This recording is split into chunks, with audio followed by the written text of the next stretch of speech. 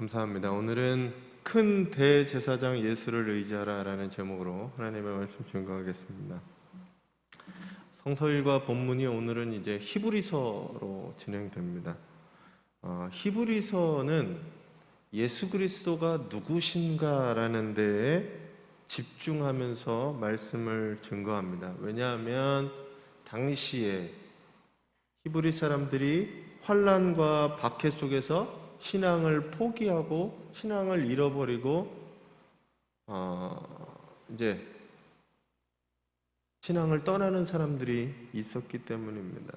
그래서 그 위기에 처해 있는 이 초기 기독교 공동체에게 예수 그리스도가 누구인가라는 것들에 대한 이야기가 굉장히 중요했습니다. 그래서 히브리서는 예수 그리스도가 누구냐라는 것들에 대해서 잘 설명해 주고 있습니다. 왜냐하면 우리들이 신앙이 유지되고 신앙을 잡을 수 있는 것, 그게 뭐냐면 자기의 신앙 고백이 있기 때문에 신앙을 유지할 수 있는 겁니다. 신앙 고백이 없는 사람, 주님은 무엇이다, 주님은 나에게 무엇이 되신다라는 이 신앙 고백이 없으면 신앙은 쉽게 흔들리게 됩니다. 그래서 자기만의 신앙 고백, 다른 사람의 신앙 고백이 아니라 내 신앙 고백이 나는 어떻게 믿는 것인지 이게 확실히 해야 하는 겁니다. 그래서 이 히브리서는 당신들이 믿는 신앙 고백, 그것이 무엇이고 그것을 붙들고 그 예수를 붙들라라고 말씀해주고 있습니다. 다양하게 히브리서에 예수 그리스도에 대해 설명하고 있지만 오늘 본문은 큰 대제사장이신 예수 그리스도에 대해서 설명해 주고 있는 본문입니다. 예수 그리스도가 주는 그리스도시요 살아계신 하나님의 아들입니다, 주는 나의 하나님이십니다, 위대한 선생님입니다, 여러 가지의 고백이 있지만 이 큰 대제사장이라는 것을 예수 그리스도에게 쓴 성경의 이 신약 성경의 이 표현은 굉장히 히브리서만의 독특한 표현입니다. 대제사장이라는 이 표현 자체를 예수 그리스도에 붙이는 것은 히브리서밖에 볼 수가 없습니다. 왜냐하면 초기 기독교 공동체에게 예수 그리스도는 대제사장의 역할을 하던 사람이 아니었습니다. 왜냐하면 대제사장은 구약의 율법 그리고 구약의 제사를 담당하는 사람이었기 때문에 그거와 대비되는 예수 그리스도, 그분은 제사와 어떤 율법을 대변하는 분이 아니라 그와 반대되는 믿음을 이야기한 분이기 때문에 예수 그리스도를 대제사장이라고 부르지 않았습니다. 그런데 오늘 히브리서에는 그 분을 대제사장이라고 부르고 있다는 거죠. 그것도 큰 대제사장이다라고 얘기합니다. 왜 그랬을까라는 거예요. 성경 어디에도 예수님 당신도 스스로 제사장이라는 말을 쓰지를 않았거든요. 그런데 오늘 사람들의 이해를 돕기 위해 예수 그리스도가 이런 역할을 했다라고 할 때 대제사장이라는 단어를 쓰게 됩니다. 구약의 대제사장은 두 가지 역할을 하는데, 하나는 크게 두 가지 역할을 하는데, 하나는 뭐냐면 백성들을 위해서 짐승을 잡았습니다. 그것을 제물로 드려서 하나님께 드리고 제사를 지내고, 그래서 백성의 죄를 씻는 역할을 하는 게 대제사장의 역할이었습니다. 그리고 대제사장이 이 대속죄일이라고 하는 유대 절기에 한 차례 하나님이 계신 지성소에 들어가서 하나님을 백성들을 대표해서 하나님 앞에 나아가서 백성들의 죄를 씻는 역할들을 감당하게 됩니다. 하나님 앞에 나아갈 수 있었던 것은 오직 이 대제사장만 성소 안에 들어가서 하나님 앞에 나아갈 수 있었습니다. 어떻게 보면 하나님과 인간 사이의 중간자, 중보자 이 역할을 감당했던 게 대제사장이었다는 거죠. 그것을 이 히브리인들에게 설명하기 쉽게 예수 그리스도가 그 역할을 감당했다고 설명하는 겁니다. 뭐냐 하면 예수 그리스도가 우리를 대신해서 우리의 죄를 씻어주셨다라는 것들을 표현하기 위해서라는 거죠. 자, 그래서 히브리서 4장 14절에는 우리가 이렇게 합니다. 그러므로 우리에게 큰 대제사장이 계시니 승천하시니 곧 하나님의 아들 예수시라 라고 이야기합니다. 그리고 이 대제사장은 어떤 일을 하셨냐면, 제가 여기 잘못 표현되어 있어요. 히브리서 9장 12절입니다. 같이 한번 읽어주세요. 염소와 송아지의 피로 하지 아니하고 오직 자기의 피로 영원한 속죄를 이루사 단번에 성소에 들어가셨느니라 라고 말하고 있습니다. 몇 가지 얘기가 있는데, 염소나 소의 피로서 제사를 지내는 것이 아니라 누구의 피냐면 예수 그리스도의 피로서 했다는 겁니다. 그리고 속죄를 이뤘는데, 죄를 지을 때마다 속죄를 했다면 예수 그리스도의 이 속죄는 영원한 속죄라는 거예요. 그것도 단 한 번의 성소에 들어가심으로 영원한 속죄를 이루었다라는 겁니다. 인간에게 있어서 가장 큰 문제 중에 하나는 인류 역사를 시작하면서 인간에게 가장 큰 고민거리와 그 문제는 죄의 문제였습니다. 성경은 처음부터 인류는 타락하고 죄를 범죄하여 죄인이라고 이야기하고 있습니다. 그 죄의 문제가 해결되지 않는 한 인간은 어떤 방법으로도 해결할 수 없었습니다. 과거에도 마찬가지고, 그것은 인간 스스로도 죄의 문제는 해결할 수 없었습니다. 누군가는 외부에서 그 죄인들을 위해서 도와줄 손길이 필요한 거였어요. 하나님이 처음에는 율법을 통해서 그렇게 하시고자 했습니다. 근데 이 율법이, 제사가 자기의 속죄를 넘어서 그 다음부터는 아무 효과를 발휘하지 못했어요. 그래서 하나님이 사용하신 방법이 뭐냐면 스스로 인간이 되어 오셔서 자기의 피를 통해 죄사함을 얻게 하는, 그리고 단 한 번으로 영원한 속죄를 이루려는 게 예수 그리스도였다라는 겁니다. 그래서 그분 때문에 하나님과 원수되었던 우리들이 하나님과 화평을 이루게 되고 하나님의 자녀가 되고 우리가 그분을 아빠, 아버지라고 부를 수 있게 되었다라는 겁니다. 그 역할을 누가 하셨냐? 그 중간 역할을 누가 하셨냐? 예수 그리스도가 하셨다는 거예요. 화해자가 되셨어요. 중보자가 되셨어요. 하나님께 우리를, 죄를 용서하시고 하나님과 화해하게, 화목하게 중간 역할을 하셨다는 이 대제사장의 역할을 예수 그리스도께서 하셨다는 설명을 지금 히브리서는 하고 있습니다. 또 하나는 히브리서가 얘기하는 것은 사람이 되신 예수라는 거예요. 대제사장이신 그 예수 그리스도께서 사람이 되어 오셨다라는 겁니다. 15절에 이렇게 얘기해요. 우리에게 있는 그 대제사장은 우리의 연약함을 동정하지 못하실 리가 아니요, 모든 일에 우리와 똑같이 시험을 받으셨는데 죄는 없으시다라고 얘기합니다. 이 얘기는 우리의 연약함을 하나님, 예수 그리스도께서 가장 잘 아시는 거예요. 동정해 주신다는 거예요. 그리고 우리와 똑같이 시험도 받으신 그분께서 죄는 없으시지만 똑같이 시험을 받으신 그분이라고 설명하고 있습니다. 예수 그리스도가 사람으로 오셨습니다. 이것을 여러분들 믿으시죠? 우리가 크리스마스를 생각하잖아요. 예수 그리스도는 100%의 사람과 100%의 신으로 오셨습니다. 그래서 그분이 인간의 몸을 입고 세상에 오실 때 우리가 겪는 슬픔과 고통, 배고픔과 외로움, 그리고 우리가 받는 유혹들, 시험들 예수께서 받으셨다라는 거예요. 그리고 때로는 분노를 느끼셨던 게 예수님께서 그렇게 하셨던 거예요. 눈물도 흘리셨던 게 예수님도 인간의 모습을 갖고 있었기 때문입니다. 직접 겪으셨다는 거예요.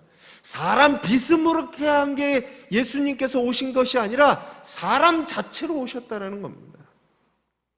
그리고 그분은 결국 십자가의 모든 고통과 죽음을 고스란히 겪어내셨습니다.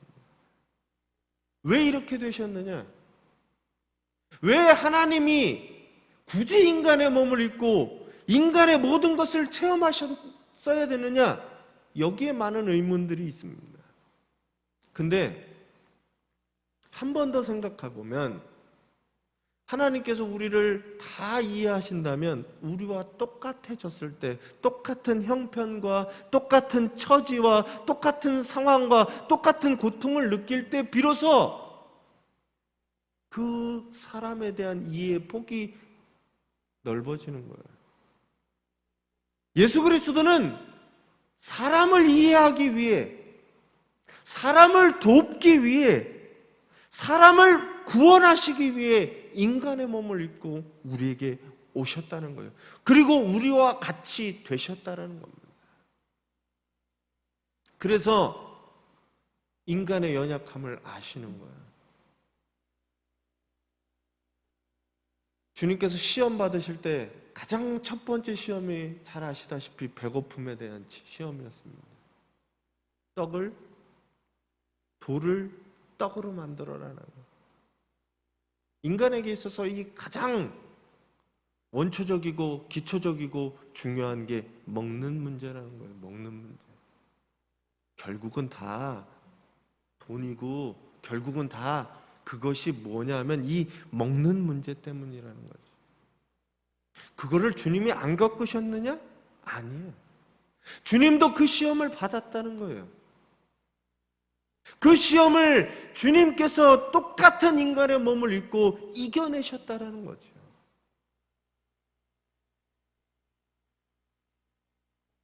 똑같이 명예의 유혹들, 사람이 갖고 있는 탐심의 마음들, 경배의 마음들, 그 모든 것들을 주님이 이겨내셨다는 거예요. 우리와 같은 그분께서. 그걸 다른 말로 얘기하면 주님도 그 유혹에 흔들릴 뻔했다라는 거예요. 그럼에도 불구하고 이겨내셨다는 거죠. 그래서 주님은 우리의 연약함, 사람의 부족함, 사람의 흔들림, 이것들을 아시는 거예요. 그래서 히브리서는 2장에 이렇게 얘기합니다. 그가 시험을 받아 고난을 당하셨던 즉 시험 받는 자들을 능히 도우실 수 있느니라. 왜? 본인이 시험 받아 봤으니까. 시험 치면 기출문제라는 게 있습니다. 기출문제. 네. 그죠? 옛날에 학력고사 보면 이게 기출문제라는 게 있고 요즘에도 마찬가지입니다. 왜냐하면 그 시험을 이미 거친 사람들, 그 시험을 이미 치러본 사람들, 성공했든 통과했든 통과하지 못했던 그 사람들의 정보력, 그 사람들의 경험이 그 다음 사람들에게 도움이 된다라는 거죠. 그죠? 그래서 그 기출문제를 저도 그랬던 것 같아요. 고등학교 때 이렇게 기출문제 막 풀어봤던 것 같아요. 하나님께서 사람이 되어 인간에 오셔서 시험을 받고 고난을 당하시고 그래서 사람의 모든 것을 겪으신 후에 사람의 시험 받을 때 고통당할 때 그 사람들을 주님께서는 도우실 수 있다라고 이야기합니다. 왜? 그분께서는 이미 겪어보셨으니까. 예수님께서 우리와 같이 되신 이유는 결국은 우리와 같은 같은 경험을 가지시고 그것으로 하여금 무엇하려고 하느냐? 사람들을 도우시고 위로하시고 격려하시고, 그래서 하나님의 뜻 가운데로 구원으로 이끌리시는 예수 그리스도의 이유였다는 거예요. 동병상련이라는 말이 있습니다. 같은 병을 겪어본 사람이 그 마음을 안다는 거죠. 아파본 사람이 그 아픈 사람의 마음을 가장 잘 이해하는 겁니다. 배를 골아본 사람이 배고픈 사람의 마음을 가장 잘 이해하는 겁니다. 시험에 떨어지고 시험에 낙방한 사람들이 그 낙방의 마음들을 가장 잘 이해하는 겁니다. 주님은 우리의 눈물을 닦아주기 위해 눈물을 직접 흘려내셨어요. 우리의 죄를 씻어주시기 위해 직접 그 고통을 당하셨다는 거예요.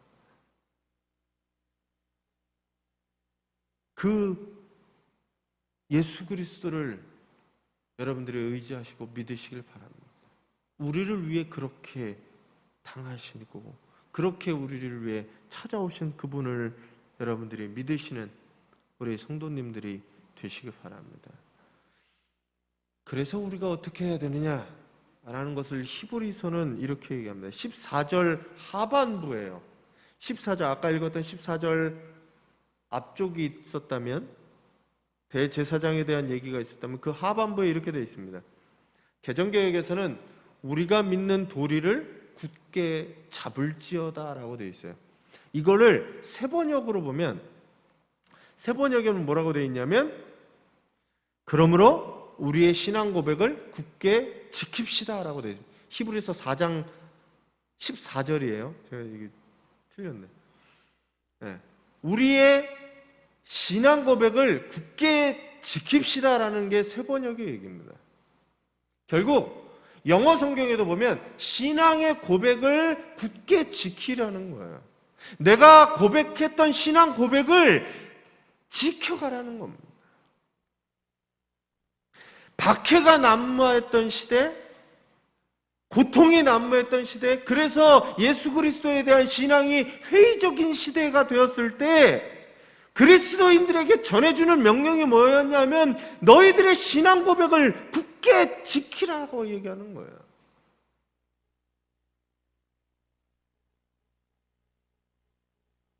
이 얘기를 지금 왜 하냐라는 거면, 코로나 시대를 통해서 우리의 신앙을 과연 붙잡고 있는지 돌아봐요.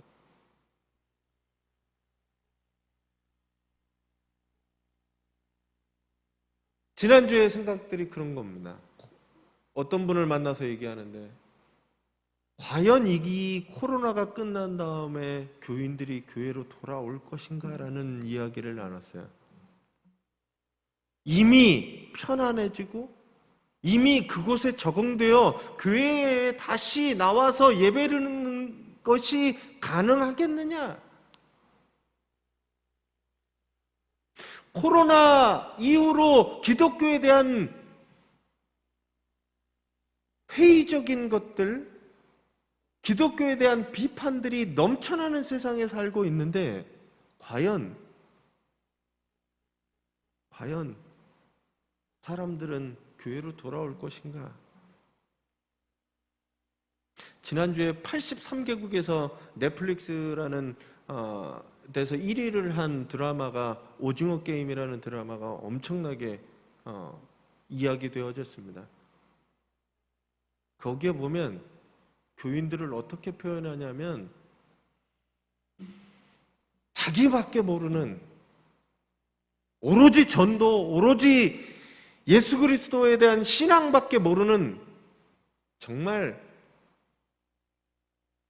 다른 사람을 배려하지 않는 기독교인으로 나오거든요.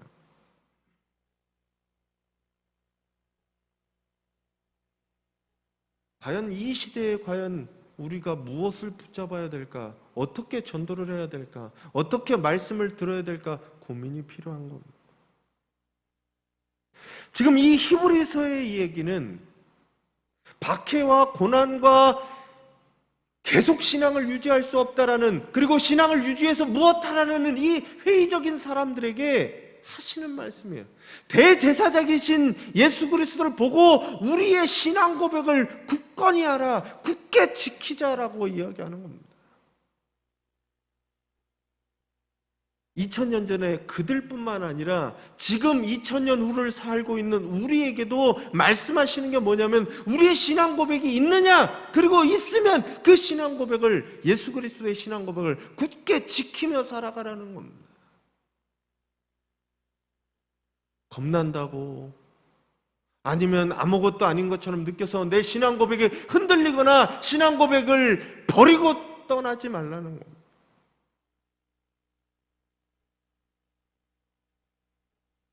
신앙이라는 것이 세상의 유혹의 물결이 너무 거세서 그 앞에 신앙이라는 것이 지극히 초월해버리고 아무것도 아닌 것 같고 점점 더 세속화를 살고 있는 우리에게 주시는 명령이 무엇냐 하면, 신앙의 고백을 지키라는, 굳게 지키라는 겁니다.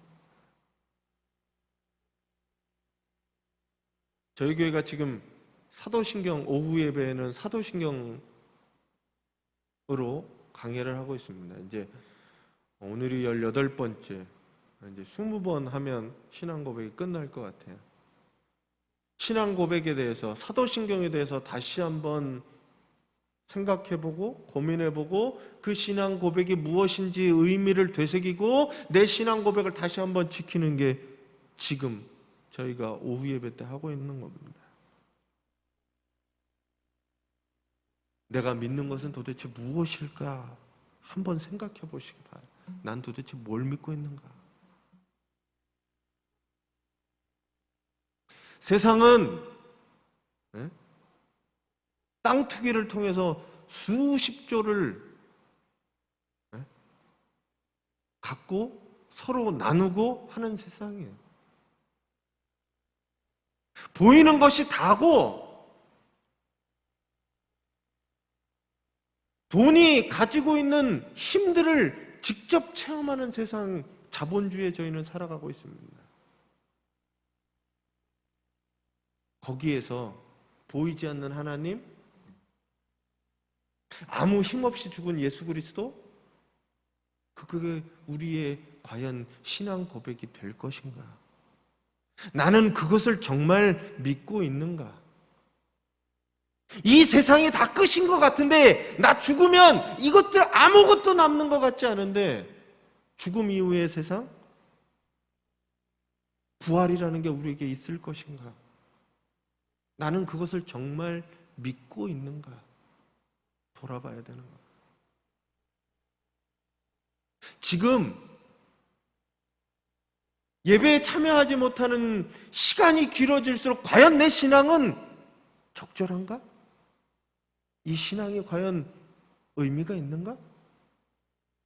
생각해 봐야 되는 거예요. 우리가 믿는 것은 보이지가 않아요. 우리가 믿는 것은 보이는 물질과 권력과 힘이 아닙니다. 보이지 않지만 세상을 창조하시고 모든 능력을 가지신 하나님, 그것을 우리가 믿는 거예요. 그리고 그 모든 능력을 가졌지만 우리와 같이 다니셔서 우리를 구원하시고자 자기의 모든 것들을 내어주시고 십자가에 돌아가신 그 예수 그리스도를 믿는 겁니다. 그분이 그렇게 죽고 끝난 것이 아니라 부활하시고 하늘로 올라가셔서 우리를 위해 다시 내려오시는 그분을 믿는 거라는 거예요. 그리고 우리에게 그냥 내버려 두지 않고 성령을 통해서, 교회를 통해서 우리를 여전히 지키시고 도우시고 힘주시고 위로하셔서 하나님의 믿음의 것들을 걸어가게 하시는 그런 분이라는 거예요. 우리가 믿는 게 그거라는 거예요. 오해하시면 안 돼요. 교회에서 부자가 되고 교회에서 성공하고 교회에서 무언가 많은 것들을 획득하고 해석하려고 하는 게 교회가 아니라, 교회는 보이지 않는 진리를 따라 그것을 잡는 거라는 거예요. 그것을 믿는 거예요. 그리고 그게 내 신앙의 고백이 되어 그 신앙 고백 위에 굳게 서가는 거라는 거예요.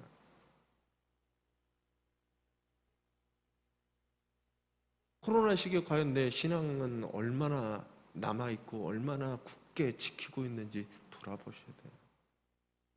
정말 종이짝만도 못한 내 신앙의 모습이 아니었나.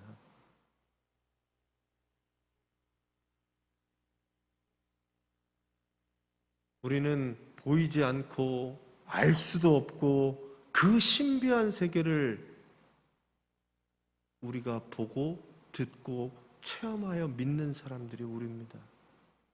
그걸 기억하시면 좋겠어요. 이 땅의 그 무엇도 하나님과 우리 사이를 갈라놓을 수 없습니다. 부도 명예도 그 어떤 것도 하나님과 우리 사이를 갈라놓을 수 없습니다. 이 진리를 믿는 게 여러분들입니다. 진리를 믿는 게 신앙입니다. 그 신앙의 신비를 굳게 잡으십시오. 아, 저기 보이고 저게 능력이 많고 저게 힘 있는 것 같고 거기에 내 신앙을 막 흔들리지 마세요.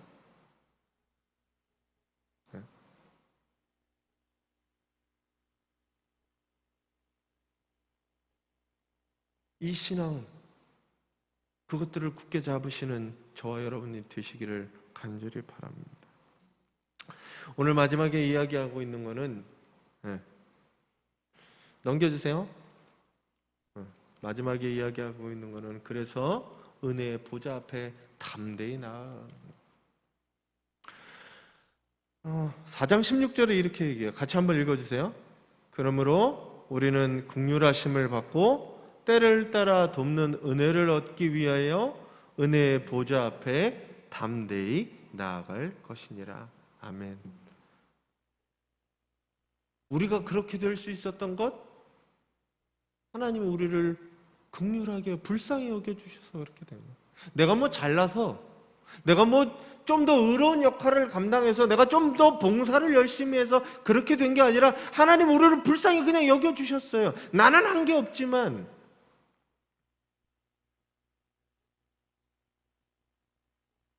불쌍히 여겨주셔서 우리가 그것을 그렇게 됐다는 것을 믿고 그것을 감사함으로 받고 하나님 앞에 나아가라는 얘기입니다.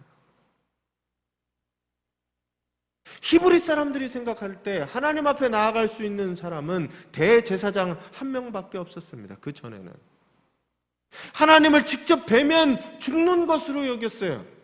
그래서 두렵고 떨리는 마음으로 하나님 앞에 나아갔죠.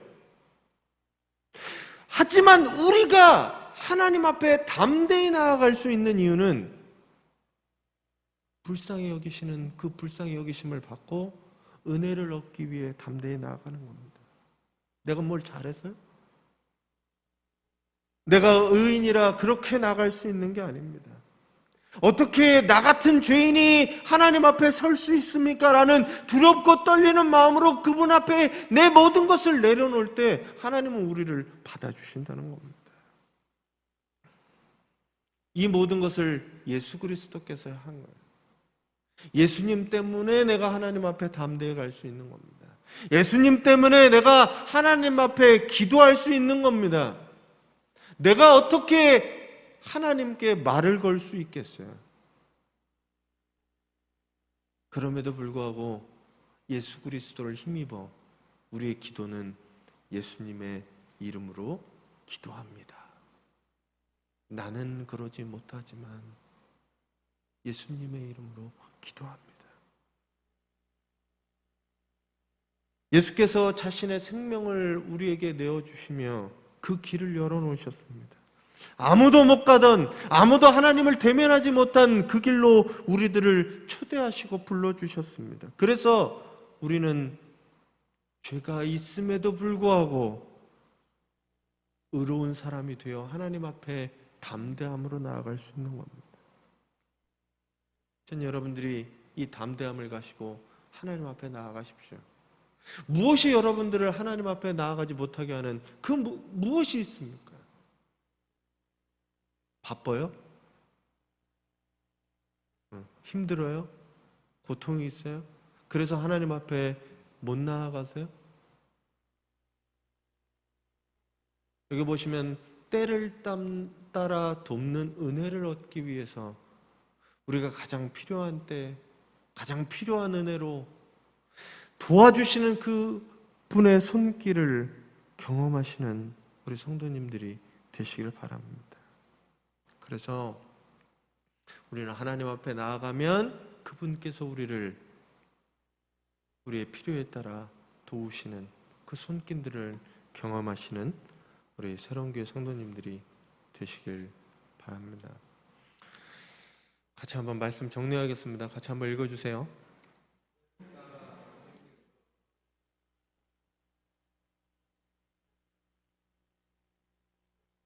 네. 여러분들이 처음 가졌던 그 신앙의 고백들, 주님이 나의 주님입니다. 예수님께서 우리에게 그리스도가 되십니다. 나를 살리시고 나를 구원하신 그분입니다.